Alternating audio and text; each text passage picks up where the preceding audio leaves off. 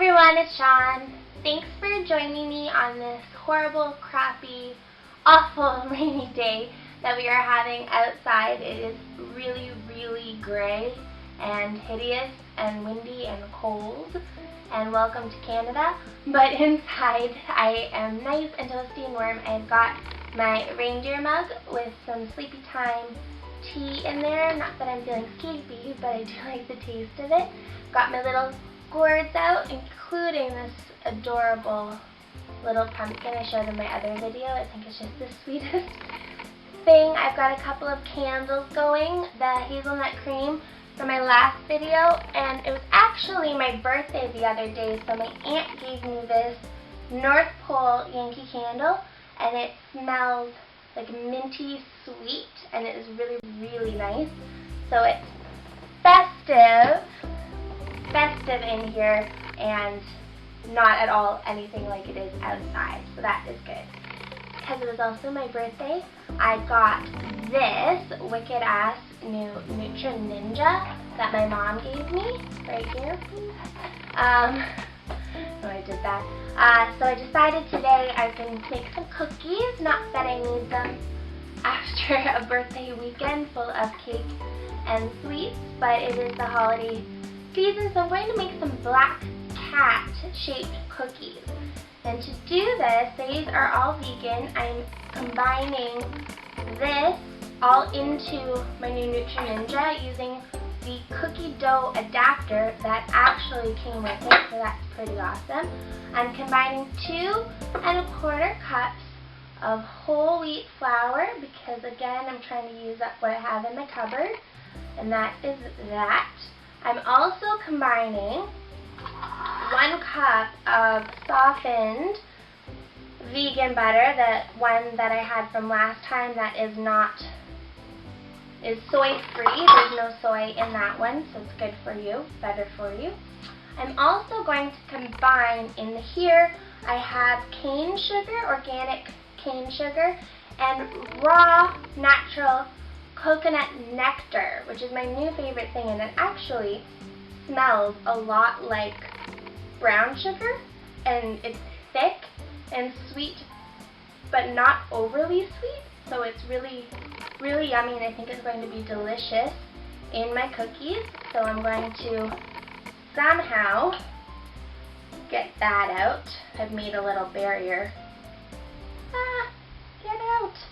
Get out! Oh, that's not working. There we go. There we go.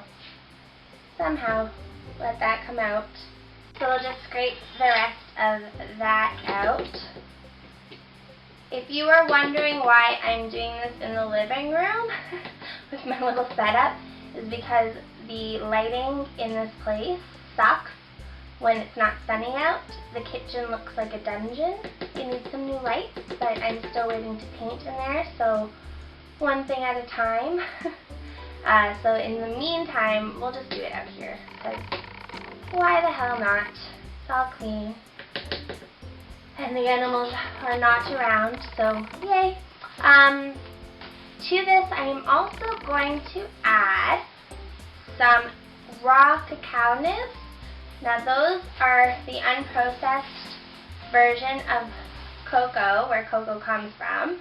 It's the raw version, unprocessed, and it's really good for you. The antioxidants are just incredible. So I'm going to sprinkle just some of those in. I'm going to save some for the top. I got most of this at the Bulk Barn, which I am obsessed with.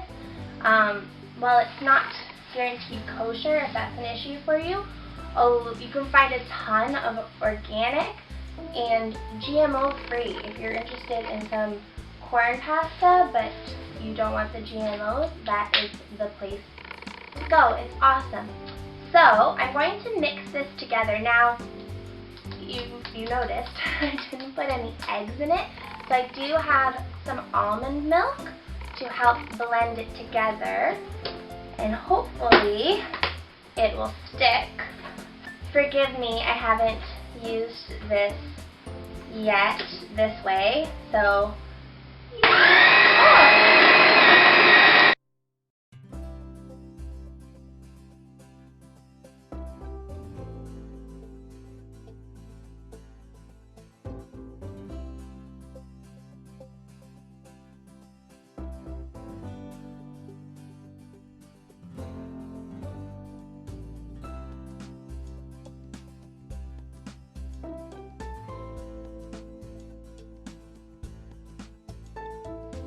So that is all done, and it has made a very nice looking batter, if I do say so myself. It actually looks like cookie dough, so that is a positive sign. We're good there. It's really thick because of that coconut nectar, which is hopefully going to make it delicious, but it also made it a little tricky to work with because it is really, really sticky.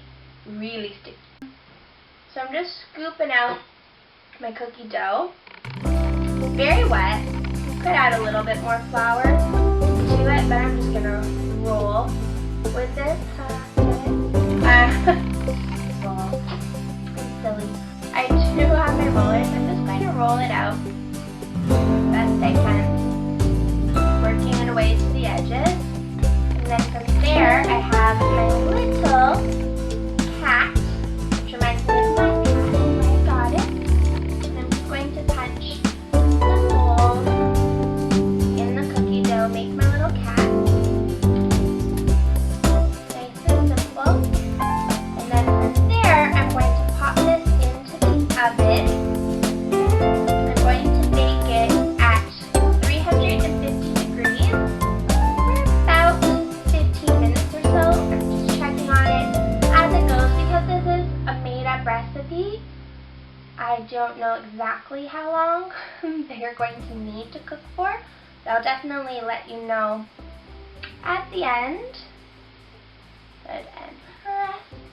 I've made 6 out of this little bit, and I'll probably mix it together and make some more.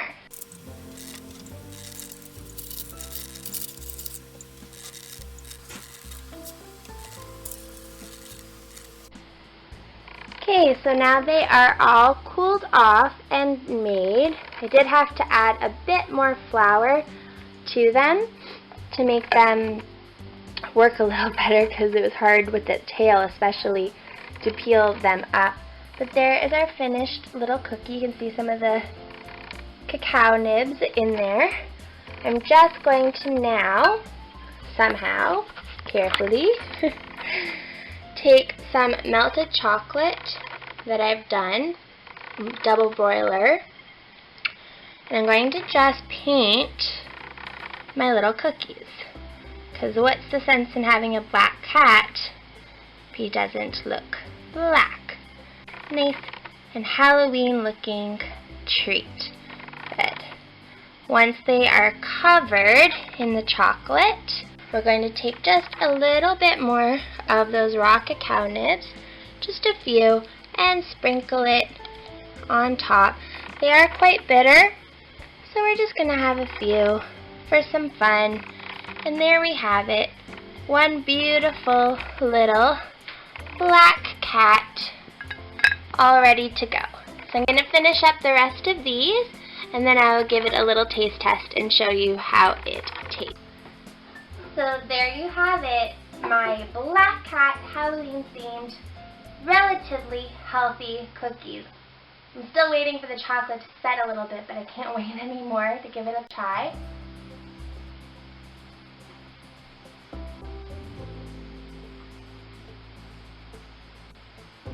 It's really scary now because I bit the head off the cat, but that is really good. It's not overly sweet. It's relatively healthy. There is some cane sugar in it, but it's organic.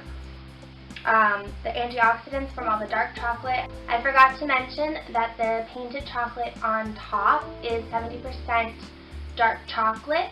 I love dark chocolate. I love that bitterness, and if you're like me and you like a sweet that's not too sweet, then this is definitely the recipe for you.